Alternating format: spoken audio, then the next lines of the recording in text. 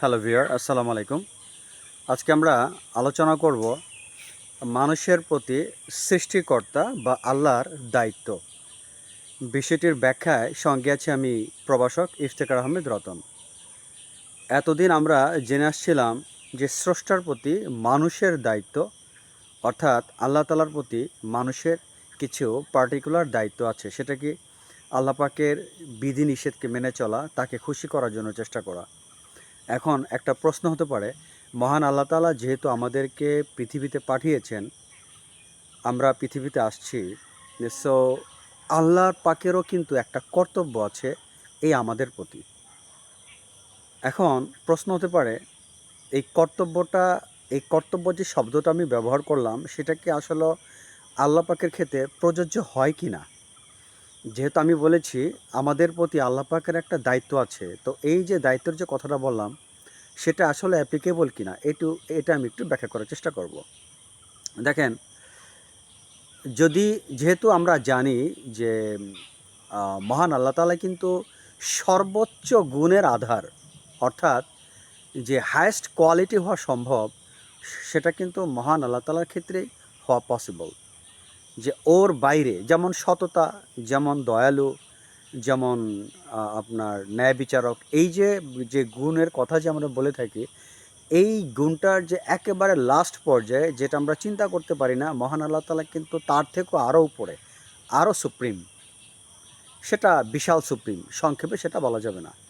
তো যাই হোক, এখন কথা হচ্ছে যে তিনি যেহেতু, আমরা এটা প্রমাণ করেছি যে তিনি যেহেতু সকল গুণের আধার এবং তিনি অত্যন্ত দয়ালু, যেটা ভাষা প্রকাশ করা যায় না, তো মানুষ পৃথিবীতে আসার পরে তাকে সঠিকভাবে পরিচালিত করার দায়িত্বটা কিন্তু আল্লাহর উপর চলে আসে।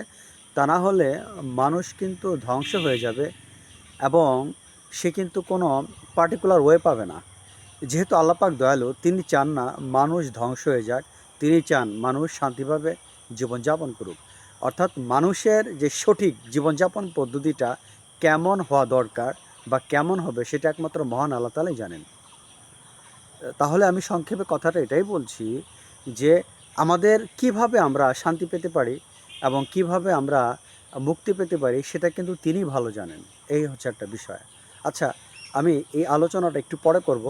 আপনাদের একটু রিলেটেড একটা বিষয় আমি আলোচনা করি। দেখেন, আপনার এই যে আমাদের দেহটা তিনি সৃষ্টি করেছেন, এই দেহটা, এই দেহের যে অর্গ্যানগুলো, এইগুলো কিন্তু তিনি আম, তারই নির্দেশে কিন্তু এগুলো চলছে। দেখেন, আমরা ইচ্ছা করলে কিন্তু কোনো অর্গ্যানের উপরে আমরা হাত দিতে পারছি না। দেখেন, আপনার ব্লাড সার্কুলেশন, এভাবে প্রতিটা কাজই দেখেন না, আপনি ইচ্ছা করলে কিন্তু এগুলোর গতিবিধিকে আপনি পরিবর্তন করতে পারছেন না। এগুলো যেভাবে চলা সেভাবে চলছে। এগুলো আল্লাহ পাক এইভাবেই এগুলোর ফাংশনকে ঠিক করে দিয়েছেন।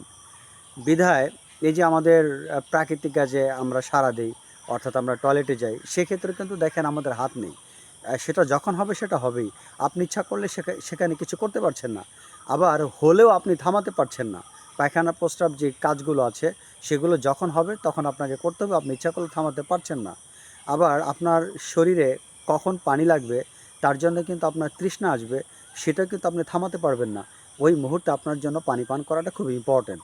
এই যে বিষয়গুলো, তিনি কিন্তু এগুলোকে সুনির্দিষ্ট করে দিয়েছেন এবং আমাদের দেহের এই অর্গ্যানগুলো কিন্তু এই প্রাকৃতিকভাবেই চলছে। হতে পারে একটা প্রশ্ন, যেহেতু এই প্রাকৃতিক আইন, এটাকে আমি বলে থাকি এটা প্রাকৃতিক আইন। তিনি যেহেতু পুরো দেহটাকে তিনি সৃষ্টি করেছেন, এটার অর্গ্যানগুলো তারই আদেশে চলছে, এটা একটা সিস্টেমেটিক ওয়ে তিনি ঠিক করে দিয়েছেন। সো আমাদের জীবনযাপন পদ্ধতি আমরা ধ্বংস হয়ে যাই, সেটা তিনি চান না। তাহলে এই যে দেহ যেহেতু একটা প্রাকৃতিক আইনে চলছে, এটা আমরা বুঝতে পেরেছি। সো আমাদেরকে এমন একটা আইনের অনুসরণ করতে হবে, যেটা অবশ্যই একটা প্রাকৃতিক আইন। কেননা আমরা যদি আমাদের নিজস্ব তৈরি আইনটাকে অনুসরণ করি, তাহলে কিন্তু আমরা ধ্বংস হয়ে যাব এবং আমাদের পক্ষে মুক্তি পাওয়া সম্ভব নয়। সবচেয়ে বেস্ট হচ্ছে কি, এই আল্লাহ তাআলা কর্তৃক বা সৃষ্টিকর্তা কর্তৃক যে প্রদত্ত আইন, সেটাকে আমি নাম দিলাম প্রাকৃতিক আইন। তার মানে এই প্রকৃতির মধ্যেই যেহেতু শান্তি আছে, আমরা এই প্রকৃতি যে প্রাকৃতিক বিধান, এর মধ্যে শান্তি আছে। আমাদের দেহটা কিন্তু প্রাকৃতিক বিধানই চলছে, এর বাইরে চলছে না। এখানে কিন্তু আমাদের কোনো মানে আমরা কিন্তু কোনো কিছু ডমিনেট করতে পারছি না, ইনফ্লুয়েন্স করতে পারছি না, আমরা এখানে কোনো মাতাব্বরি করতে পারছি না।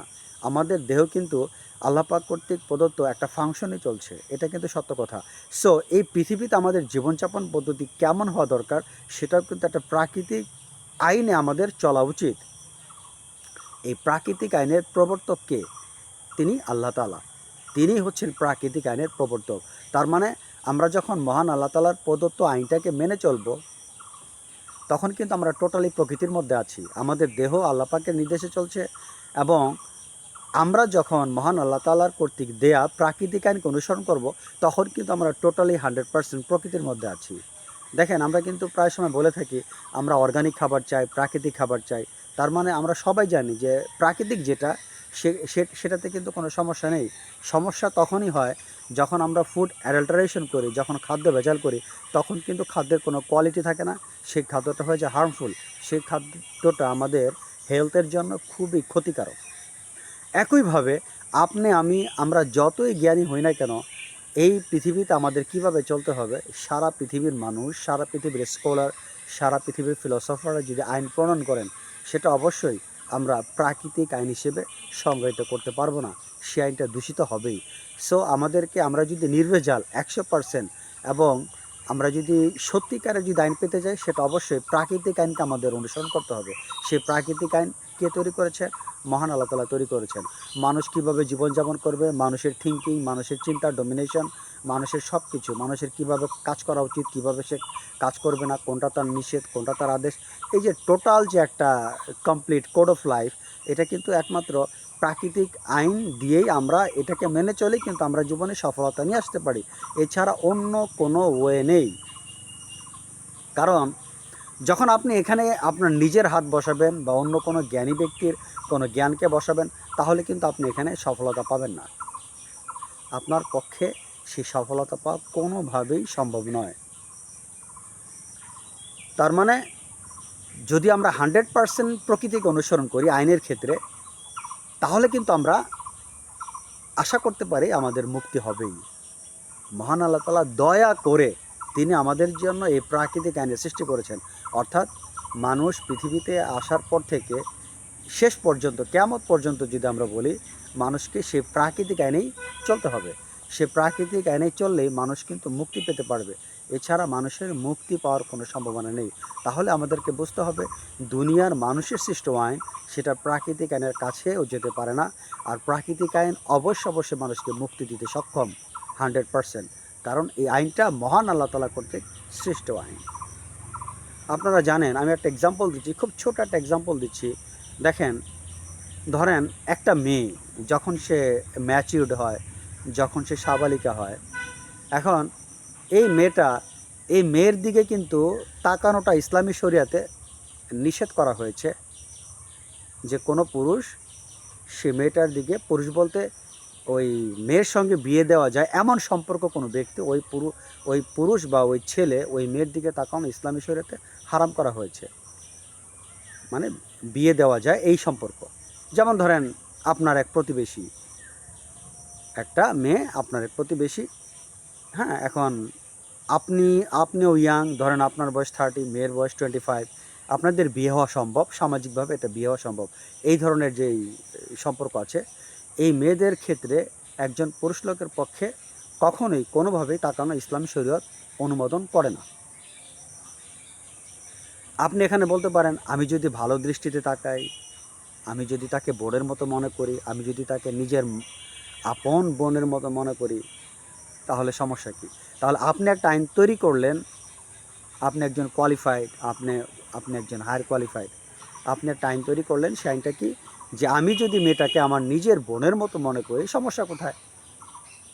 আমি তাকে কেন অন্যভাবে আমি মনে করব? আমি তাকে আমার আপন বোনের মতো মনে করব, সমস্যা কোথায়? আপনি একটা নিজে আইন জারি করলেন, অথচ মহান আল্লাহ তাআলার বা ইসলামী আইন যেটা, সেটা হচ্ছে কি, এক্ষেত্রে আপনি তার দিকে তাকাতে পারবেন না। এটাকে ইসলামে নিষিদ্ধ করা হয়েছে, হারাম বলা হয়েছে। এখন আপনি বললেন, না, আমি তাকে আপন বোনের মতো মনে করে আমি তার সাথে মেলামেশা করব।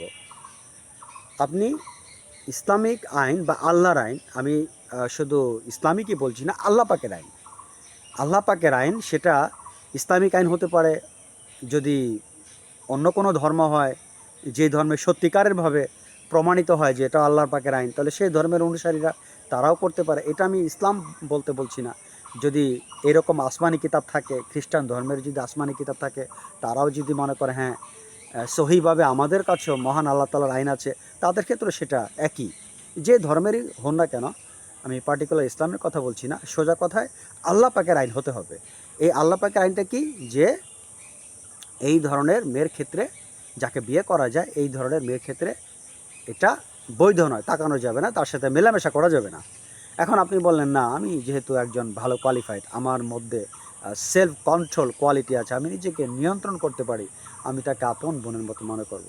আপনি দেখেন, আপনি কয়দিন তাকে আপন বোনের মতো মনে করবেন, এক সময় দেখবেন আপনি তার কাছে উইক হয়ে যাচ্ছেন, এবং লাস্টে কিন্তু আপনার পক্ষে আর সেই ধরনের মনোভাব রাখা সম্ভব নয়। এখন আপনি সে মেয়েটাকে যতই বোনের মতো আপনি ট্রিট করেন না কেন, এক পর্যায়ে কিন্তু আপনার একটা উইকনেস তার প্রতি প্রকাশিত হবে। কারণ এই দেহটাকে, এই মনটাকে যিনি সৃষ্টি করেছেন তিনি ভালো জানেন এটাকে কিভাবে নিয়ন্ত্রণ করা যায়। আমরা অবশ্যই তার চেয়ে ভালো জানি না। এই দেহটাকে তিনি সৃষ্টি করেছেন। সো এই যে নারী পুরুষের মধ্যে একটা যুক্তিসঙ্গত দূরত্ব একমাত্র মহান আল্লাহ তাআলাই জানেন। এক্ষেত্রে আপনি যতই সাইকোলজি, আপনি যতই মনস্তাত্ত্বিকতা অ্যাপ্লাই করেন না কেন, আপনি কখনোই সফল হবেন না। কারণ এই নারী পুরুষের দেহ তিনি সৃষ্টি করেছেন, এটার লাস্ট ডেস্টিনেশনটা তিনি ভালো করে জানেন। সো এক্ষেত্রে যদি আমরা মাতাব্বরি করে নিজেদের মতবাদকে ঢুকিয়ে দিই এবং মনে করি না নারী পুরুষ হাতে হাত মিলিয়ে চলবে, অবশ্যই আমরা বিপদগামী হব। হয়তো আপনারা বিভিন্ন এক্সাম্পল দিতে পারেন, দুই একটা এক্সাম্পল দিয়ে তো সব কিছুকে প্রমাণ করা যায় না, আমাদের সব কিছু দেখতে হবে। 98%, হ্যাঁ 1 বা 2% ব্যতিক্রম হতে পারে, সেটা আলাদা, কিন্তু 98%, মোর দেন 90% কিন্তু লোক বিপদগামী হবেই। আর অধিকাংশ যেটা হয় সেটাই তো আইন মেনে নিবে। অর্থাৎ যেহেতু অধিকাংশ লোকেই বিপদের মুখোমুখি হওয়ার সম্ভাবনা অনেক বেশি, সেজন্য অধিকাংশ বলতে কি মোর দেন 90% লোকে কিন্তু বিপদগামী হবে যদি তারা এইভাবে খোলাখুলি মেলামেশা করেন। তো যাই হোক, আমি জাস্ট একটা ছোট্ট এক্সাম্পল দিলাম। এরকম আরেকটা এক্সাম্পল দিচ্ছি, শুকরের মাংস খাওয়া ইসলামে হারাম।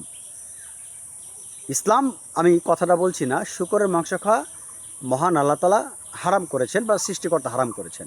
এখানে ইসলাম বললে যারা হিন্দু ধর্মের আছেন তারা হয়তো বলতে পারেন আপনার ভিডিওটা শুধুমাত্র ইসলামের জন্য। মহান আল্লাহ তাআলা শুকর খাওয়াটা হারাম করেছেন, সেটা সকল ধর্মী, খ্রিস্টান ধর্ম কিন্তু সেটা নিষেধ করা হয়েছে। তার মানে শুকর খাওয়াটা, এটা ইসলামের ধর্মে নিষেধ করা হয়েছে যে শুকর খাওয়াটা হচ্ছে হারাম। এখন আমরা যতই সাইকোলজি, যতই আমরা জ্ঞানী হই না কেন, এই শুকরের মাংস খাওয়া হারাম আপনি যেভাবেই খান না কেন, এর ক্ষতি আপনার হবেই। এক্ষেত্রে কিন্তু আপনি কখনো মাতাব্বরি করতে পারেন না, এক্ষেত্রে কিন্তু আপনি কখনো নিজের মতবাদকে প্রতিষ্ঠা করার চেষ্টা করতে পারেন না। কেননা শুকরের মাংস যে ভয়ানক ক্ষতি, এ নিয়ে কিন্তু আমি একটা আলাদা ভিডিও করেছি। তাহলে আল্লাহ পাক কি জানেন কোনটা ভালো কোনটা মন্দ, তিনি নির্ধারণ করে দিয়েছেন যে আমার বান্দারা কোনটা খাবে কোনটা খাবে না।